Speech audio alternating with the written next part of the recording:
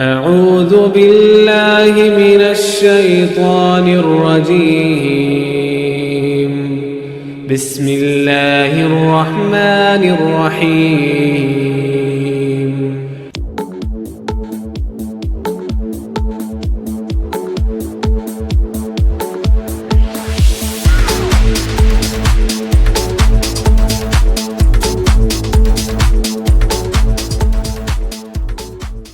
খবরদার কেউ একা একা ইফতারি করবেন না। একা ইফতারি করেন নাকি আপনারা?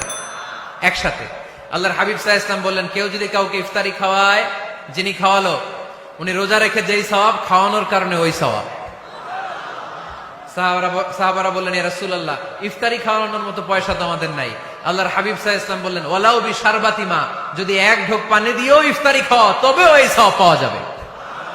ওয়ালাউ বিআযকা চিলাবান, এক ঢোক দুধ দিয়ে খাওয়ালো। ওয়ালাউ বিতামরা, একটা খেজুর দিয়ে ইফতারি করালো, এই সওয়াব। সুবহানাল্লাহ পড়েন।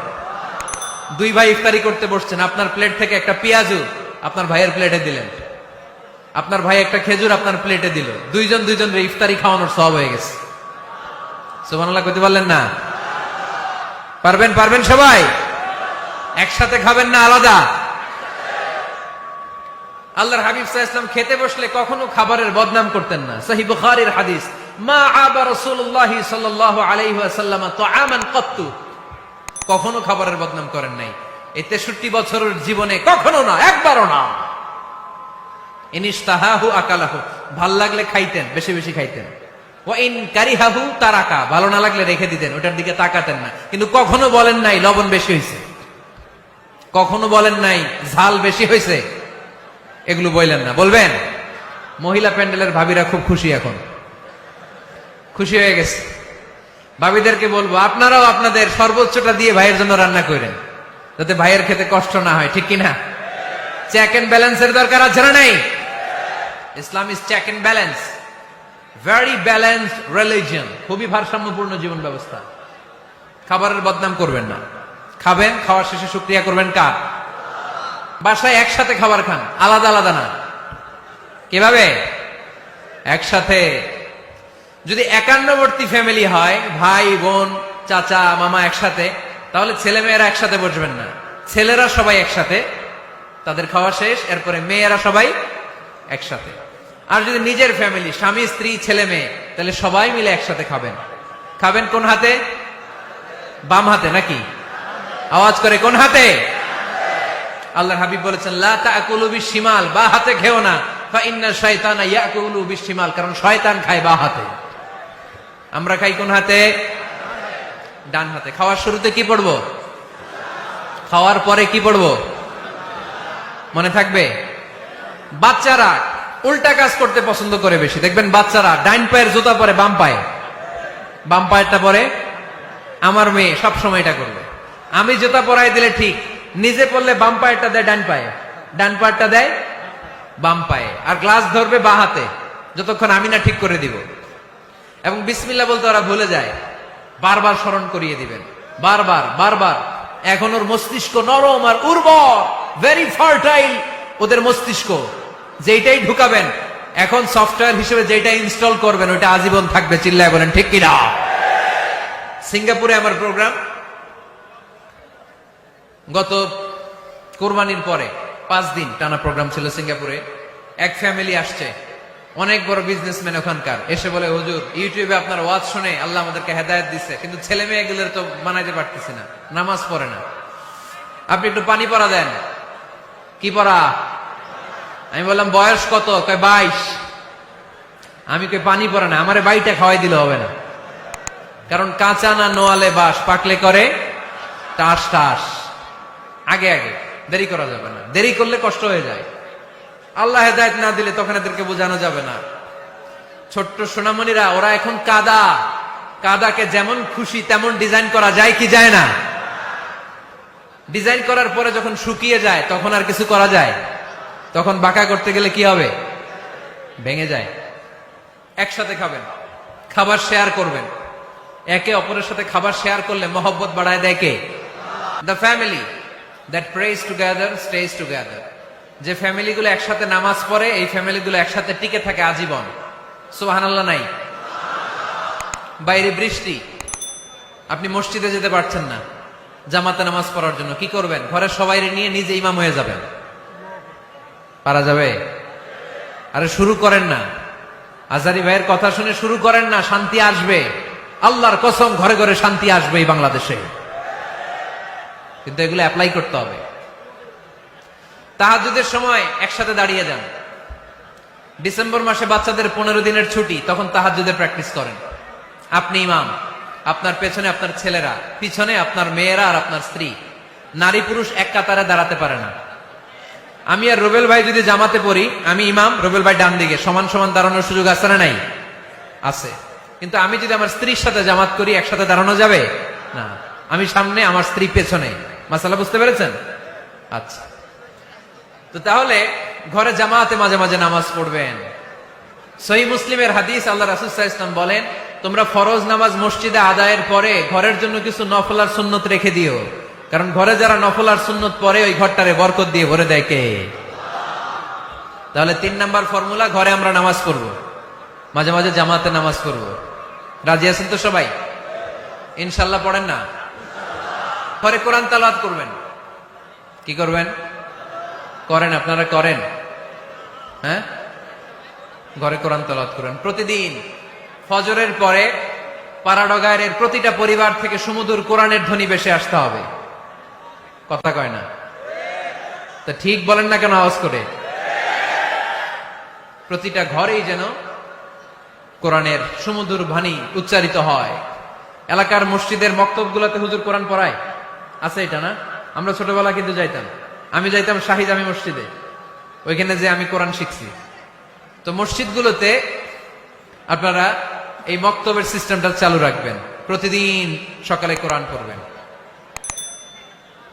কোরআন যেটা মুখস্থ করবেন স্ত্রীকে শোনাবেন, স্ত্রী আপনাকে শোনাবে। প্রতি মাসের জন্য একটা সূরা নির্ধারণ করেন। কোনটা? একটা। এক মাসে একটা ছোট্ট সূরা মুখস্থ করা যাবে না? ধরেন সূরাতুত তিন, ওয়াত-তিনি ওয়াজ-জাইতুন, এটা এক মাসে মুখস্থ করা যাবে না? যাবে। আল্লাহর হাবিব সাল্লাল্লাহু আলাইহি ওয়াসাল্লাম আম্মা জান আয়েশা রাদিয়াল্লাহু তাআলা আনহুর কোলের মধ্যে মাথা রেখে কোরআন তেলাওয়াত করতেন। সুবহানাল্লাহ পড়বেন না? কানা রাসূলুল্লাহ সাল্লাল্লাহু আলাইহি ওয়াসাল্লাম ইয়াকরাউল কুরআন ওয়া রা'সুহু ফি হাজরি ওয়া আনা হায়েদ। আম্মা জান আয়েশা বলেন, আমার যখন মাসিক চলতো, আমার মেনস্ট্রুয়েশনাল পিরিয়ড চলাকালীন সময়ে আল্লাহর নবী আমার কোলে মাথা রেখে রেখে কোরআন তেলাওয়াত করে আমারে শোনাতেন। এজন্য স্ত্রীর কোলে মাথা রেখে কোরআন তেলাওয়াত করা সুন্নাত। স্ত্রীর কোলে মাথা রেখে কোরআন তেলাওয়াত করা করেন তো? স্ত্রীর কোলে মাথা রেখে কোরআন তেলাওয়াত করছেন কে কে দেখি? ওই যে সাহস আছে কয়েকজনের, হাত তুলে ফেলছে। মাশাআল্লাহ, মাশাআল্লাহ। হ্যাঁ, স্ত্রীর কোলে মাথা রেখে কোরআন তেলাওয়াত করুন, এটা সুন্নাহ। ঘরে কোরআন তেলাওয়াত করুন। জিন, ভূত, ব্ল্যাক ম্যাজিক, জাদু টোনা, বানমারা সবগুলারে নিঃশেষ করে দিবে কে? এজন্য আল্লাহর হাবিব সাল্লাল্লাহু আলাইহি ওয়াসাল্লাম বলতেন, সহিহ মুসলিমের বর্ণনা, লা তাজআলু বুয়ুতাকুম মাকাবিরা, তোমরা তোমাদের ঘরগুলোরে কবর বানিয়ে রেখো না। ফা ইন্নাল লা তাজআলু বুয়ুতাকুম মাকাবিরা, তোমরা তোমাদের ঘরগুলোরে কবর বানিয়ে রেখো না। ফা ইন্নাশ শাইতানা ইয়ানফিরু মিনাল বাইতিল্লাযী তুকরাউ ফীহি সূরাতুল বাকারা, যেই ঘরে সূরাতুল বাকারা তেলাওয়াত হয় ওই ঘর থেকে শয়তানগুলো দৌড়ে পালায়। সূরা বাকারা তেলাওয়াত করলে ওই ঘরে শয়তান ঢুকে ঢুকে ঢুকে। সহিহ মুসলিমের আরেক হাদিসে আল্লাহ রাসূল সাল্লাল্লাহু আলাইহি ওয়াসাল্লাম বললেন, ইকরাউ সূরাতাল বাকারা, তোমরা বেশি বেশি সূরা বাকারা পড়ো। ফা ইন্না আখযাহা বারাকা, যে সূরা বাকারা পড়ে তার ঘরটা বরকত দিয়ে ভরে দেয় কে? ওয়া তারকাহু হাসারা, যে বাকারা পড়ে না ও আফসোস করে। ওয়ালা ইস্তাতিউহাল বাতালা, যে ঘরে সূরা বাকারার তেলাওয়াত হয় ওই ঘরে কোনো জাদু টোনা ব্ল্যাক ম্যাজিক কাজ করে না। চিল্লায় পড়েন আল্লাহু আকবার। বাড়ি উদ্বোধনের সময় নিজেই সূরা বাকারা দিয়ে বাড়ি উদ্বোধন করবেন, পারা যাবে? নতুন ফ্ল্যাট উদ্বোধন হয় না, নতুন বাড়ি উদ্বোধন হয় না, ইমাম সাহেব হুজুর যখন দোয়া করতে আসবে হুজুরে বলবেন, হুজুর একটু সূরা বাকারা তেলাওয়াত করেন, পারা যাবে? নিজেও সূরা বাকারা তেলাওয়াত করবেন, ঘরটারে সেফটি দিয়ে প্রোটেকশন দিয়ে রাখবে কে? তাহলে 5 নাম্বার পদ্ধতি হচ্ছে ঘরে কোরআন তেলাওয়াত করতে হবে। কোরআনের সুমধুর আওয়াজ যে ঘরে থাকে ওই ঘরটারে শান্তি দিয়ে ভরপুর করে কে? মাঝে মাঝে আউটিং এ যাবেন, বেড়াতে যাবেন, এটা সুন্নাহ, কোরআন আর সুন্নাহ ছাড়া একটা কথা মিজানুর রহমান আজহারী বানায় বলে না, ঠিক কিনা? যেটাই বলবো এটার পরে দলিল হিসেবে কোরআনের আয়াত, নয় সহিহ বুখারীর রেফারেন্স, নয় সহিহ মুসলিমের রেফারেন্স, নয় সুনানে তিরমিজির রেফারেন্স, নয় সুনানে আবি দাউদের রেফারেন্স, অথবা ইবনে মাজার রেফারেন্স, কিংবা সহিহ ইবনে হিব্বান, মুস্তাদরাকে হাকিম, মুসান্নাফ ইবনে আবি শাইবা, একটা না একটা রেফারেন্স দিবই। বানায় কোনো কথা এই কোরআনের মঞ্চে চলতে দেয়া যাবে না, চিল্লায় বলি ঠিক কিনা? আপনারা সচেতন হইলেই বক্তারা সোজা। আপনারা যদি বলেন হুজুর মন করে কিছু বলবেন না, কিচ্ছা কাহিনী উল্টা পাল্টা শোনাবেন না, যেটা বলবেন পক্ষে কোরআনের দলিল দিয়ে বলবেন, ঠিক কিনা? তাহলে বাংলাদেশ সোজা হয়ে যাবে। বক্তারা যদি সোজা, বাংলাদেশের সোজা, ঠিক কিনা? আর বক্তা করে সোজা রাখতে পারে জনগণ, ঠিক কিনা? কোরআন সুন্নাহর বাইরে আজগবি কোনো কথা আমরা শুনতে চাই। আউটিং এ যাবেন, আউটিং, ফ্যামিলি ট্যুরে যাবেন, দলিল দিচ্ছি দাঁড়ান। ফ্যামিলি ট্যুর, সবচেয়ে ভালো ফ্যামিলি ট্যুর হচ্ছে উমরা ট্যুর। কিসের ট্যুর? যদি সামর্থ্য থাকে মাঝে মাঝে উমরায় যান। উমরায় গেলে আপনার অর্থনৈতিক অবস্থাকে সচ্ছল করে দিবে কে? নতুন বিয়ে করেছো, হাজবেন্ড ওয়াইফ, আপনাদের হানিমুনটা মক্কায় করে আসেন, বরকত দিবে কে? তাহলে জীবনটা শুরুই হবে আল্লাহকে সেজদে দেওয়ার মধ্য দিয়ে। আওয়াজ করে বলতে হবে, ঠিক কিনা? শ্বশুর মশাই জামাইরে গিফট দিতে চান, উমরার প্যাকেজ গিফট দিবেন আজকে থেকে। পারা যাবে? ওই যে পোলাপাইন খুশি হাততালি দেয়।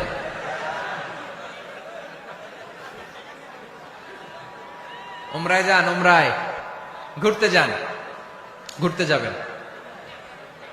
ঘুরলে ঘুরলে পৃথিবী দেখা যায়, দৃষ্টিভঙ্গি পরিবর্তন হয়, ব্রড মাইন্ডেড হয় মানুষের মন, চিন্তার দিগন্ত হয় প্রসারিত, ন্যারো মাইন্ডেড থাকে না লোকজন। এজন্য মাঝে মাঝে ঘুরবেন।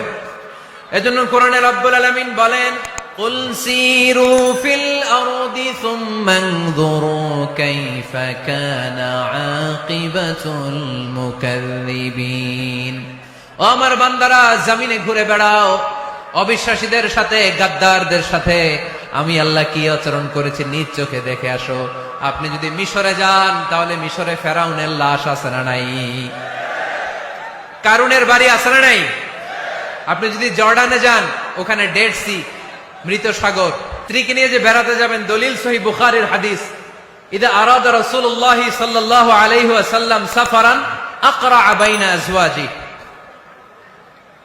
আকরা বাইনা আজওয়াজি ফাআইয়াতুহুন্না খারাজা ইসমুহা খারাজা বিহা। আল্লাহর হাবিব সাল্লাল্লাহু আলাইহি ওয়াসাল্লাম যখন সফরে বেরোতেন, 11 জন স্ত্রীর নাম লিখে তিনি লটারি করতেন। লটারিতে যার নাম আসতো তাকে নিয়ে বিশ্বনবী সফরে চলে যেতেন। সুবহানাল্লাহ, এত আসতে 11 জনের নাম লিখে, এটাকে আরবিতে বলে, বুখারীর ভাষায় কোরআ। আরবিতে কি বলে? কোরআ। ইদা আরাদা, আম্মা জান আয়েশার বর্ণনা, সহিহ বুখারীর হাদিস, ইদা আরাদা রাসূলুল্লাহ সাল্লাল্লাহু আলাইহি ওয়াসাল্লাম সাফারান আকরা বাইনা আজওয়াজিহি ফাআইয়াতুহুন্না খারাজা সাহমুহা খারাজা বিহা। 11 জন স্ত্রীর নাম লিখে তিনি লটারি করতেন। লটারিতে যার নাম আসতো তাকে নিয়ে বিশ্বনবী সফর করতে চলে যেতেন। সুবহানাল্লাহ। সফরের মধ্যে রাত্রিবেলায় বিশ্বনবী মরুভূমিতে তাঁবু টাঙাতেন। আম্মা জান আয়েশার সাথে বিনোদনমূলক কার্যক্রম করতেন, হাসি ঠাট্টা করতেন, দৌড়াদৌড়ি করতেন, খেলাধুলা করতেন। সুবহানাল্লাহ পড়েন। দৌড়াদৌড়ি। বিয়ের শুরুর দিকে আল্লাহ রাসূল সাল্লাল্লাহু আলাইহি ওয়াসাল্লাম বললেন, আয়েশা চলো রাতে আমরা একটু দৌড়াই। ওই যে খেজুর গাছ দেখা যায়, কে কার আগে দৌড়াতে পারে দেখি। দুইজনে দৌড় দিলেন। আল্লাহর হাবিব সাল্লাল্লাহু আলাইহি ওয়াসাল্লাম ইচ্ছা করে আস্তে দৌড় দিলেন, যাতে আম্মা জান আয়েশা রাদিয়াল্লাহু তাআলা আনহা ফার্স্ট হয়ে যায়। আম্মা জান আয়েশা রাদিয়াল্লাহু তাআলা আনহা দৌড়ে যে খেজুর গাছ ধরে বললেন, আমি ফার্স্ট, আমি ফার্স্ট, খুশি হয়ে গেলেন। আবার কয়েক বছর পরে আবার যখন লটারিতে আম্মা জান আয়েশার নাম আসলো, আবার এক রাতে দুইজনে দৌড় দিলেন। এবার আর বিশ্বনবী আম্মা জান আয়েশা রাদিয়াল্লাহু তাআলা আনহাকে সুযোগ দেন নাই, নিজে জোরসে দৌড় দিলেন। বললেন, চলো আজকে রাতে দেখি কে কার আগে দৌড়ে ওই পিলার ধরতে পারে। বিশ্বনবীও দৌড়, আম্মা জান আয়েশাও দৌড়। এবার বিশ্বনবী জোরসে দৌড় দিয়ে খেজুর গাছ ধরে বললেন, আমি ফার্স্ট। সুবহানাল্লাহ কইবেন না? আম্মা জান আয়েশা রাগ করে ফেললেন, আজকে আর জিততে পারে নাই। বিষ্ণু ইসলাম আম্মা জান আয়েশার কাছে যেয়ে বললেন, ইয়া হুমায়রা, ও আমার সুন্দরী লাল টুকটুকে বউ, হাদিহি সাবকাতু বিতিল, ওই যে 7 বছর আগে একবার রাতের দৌড়াদৌড়িতে আমারে হারাইছিলা, আজকে তোমারে হারাই দিয়ে ওটা শোধ নিয়ে নিলাম। দেখেন কি খুনসুটি, কি ভালোবাসাবাসি, কি ভালোবাসাবাসি ছিল বিষ্ণু ইসলামের আর বিষ্ণু ইসলামের স্ত্রীদের মধ্যে। আম্মা জান আয়েশা রাদিয়াল্লাহু তাআলা আনহা পেয়ালার যেই জায়গায় ঠোঁট লাগিয়ে চুমুক দিয়ে দুধ খেতেন, ঠিক ওই জায়গায় ঠোঁট লাগিয়ে বিষ্ণু ইসা ইসলামও দুধ খেতেন। ওটের হাড্ডি চুষে আম্মাজান আয়েশা ফেলে দিলে ওই চোষা হাড্ডিটা নিয়ে বিষ্ণুনবী চুষতে আরম্ভ করতেন। একই বালতি থেকে পানি নিয়ে দুইজন গোসল করতেন। সুবহানাল্লাহ পড়বেন না?